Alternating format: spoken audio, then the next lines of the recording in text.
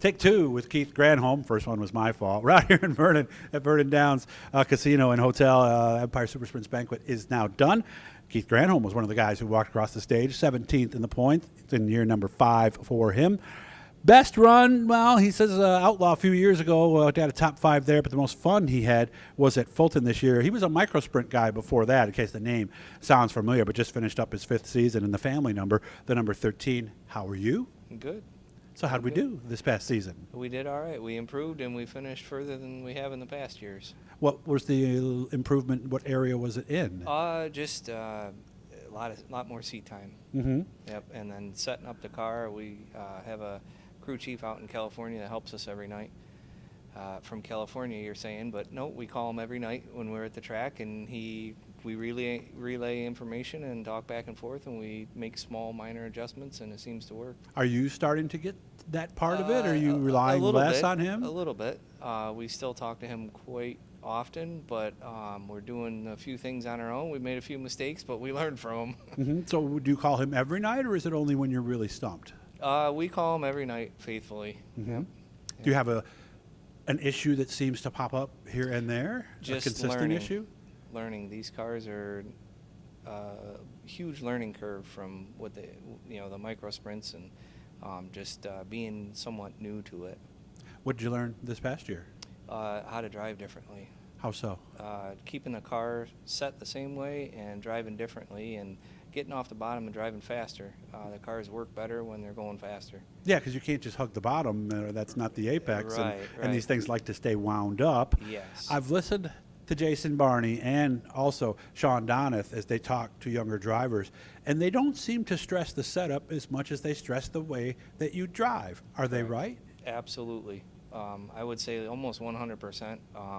It's driver and car, but then you have to mentally be ready to get up along the wall and keep the momentum going is the biggest thing. When I started, I felt safe on the bottom. Mm-hmm. And I liked the bottom, and anything from middle up. Is that pretty much the way that you? That's the comfortable down low. Yep.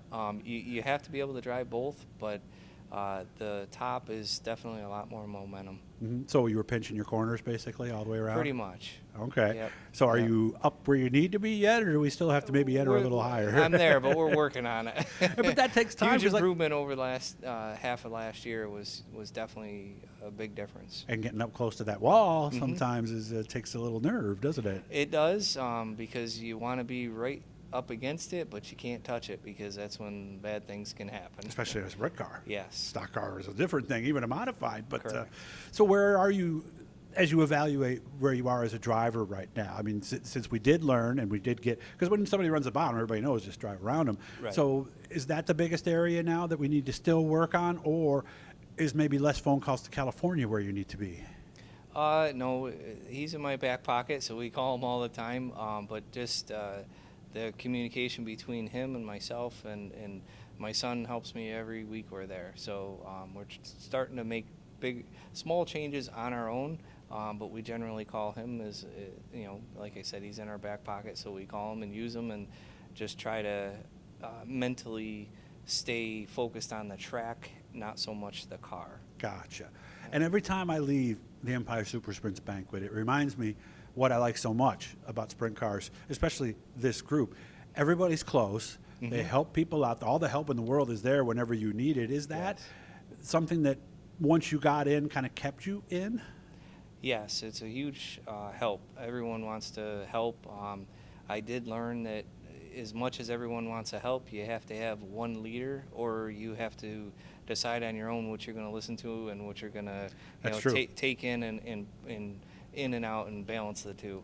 Yeah, it's just like trying to be a good bowler. You can talk to 10 people and hear 10 different things. Correct. So you got to pick that one person and do what they say and go the rest of the way. Right, So. and it would be different for each person. So what's working for me is what I'm going to keep that going that direction.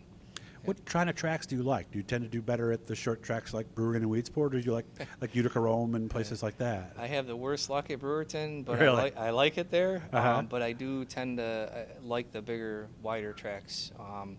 The momentum, the speed, it doesn't bother me.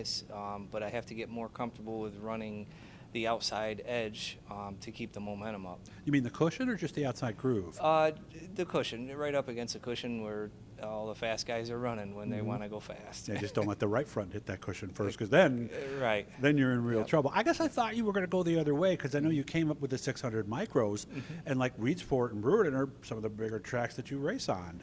Correct. It's just a comfortable feeling, and for whatever reason, I feel more comfortable on the bigger ones than the smaller. How weird are those to drive? Because I sat in one at Paradise. For those of you guys who've never been in them before, they shift because it's a motorcycle engine. So you have a hand clutch, kind of like a Mod Light. But the clutch is in your left hand like it would be in a motorcycle, but you're shifting left-handed and driving right-handed. That just seems so backwards to me. It's different, but for anybody that gets in them, it's relatively simple. If you can drive a motorcycle, you can drive one of these, and you're not constantly shifting. Okay. So it's just one and done once you get rolling. Okay, It's so let's go just to the Weedsport initial then. Start. So first, second, we driving in second or third? It would vary. Sometimes it would be in second, sometimes third. Okay, and then let's say you spin out and you stall the car out. What do you do then? In the micros, Yeah. you just pull the clutch in, push the button, start it up, put it back down to first, and start all over again. Don't have to wait for the push truck. Huh? No push truck. But just like a motorcycle, no reverse either. So, Correct. All Right. right. So coming in, are you a goal-oriented guy? Are you looking to do something particular next year, or we just keep the learning curve going and continue to have fun? Continue to have fun, but I do like to. I'd like to finish in the top 10 in the points.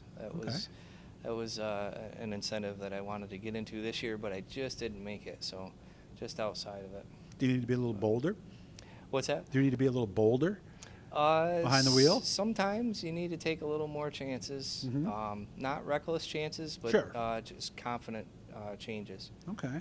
And by the way, we want to thank our good friends over at Rudy Plumbing. He's right here in Central New York. So if you have big job, small job, anything from a faucet that needs to be fixed or a flooded basement or even sewer drain cleaning, make sure you give Earl a call. He's a sportsman racer like us, so he knows the area very well. Appreciate your time. We're going to have a cold one this off season, right? Yes. Yeah, we only live maybe 5 miles 5 away minutes, as the crow yeah. flies, maybe. So we'll make sure we do that. I appreciate your time. Glad you had fun tonight, and good luck in the Thank you, future. Doug.